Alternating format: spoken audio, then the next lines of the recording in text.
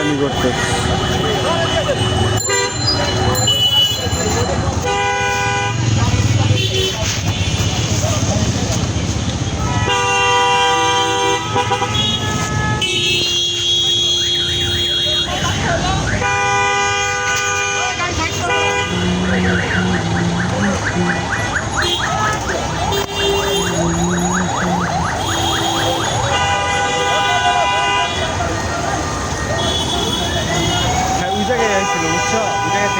খাইতে আসছিল এবং করতেছিল হাত দিয়ে দেখাইতেছিল টাকা বাসে উঠাই টাকা টাকা দেয়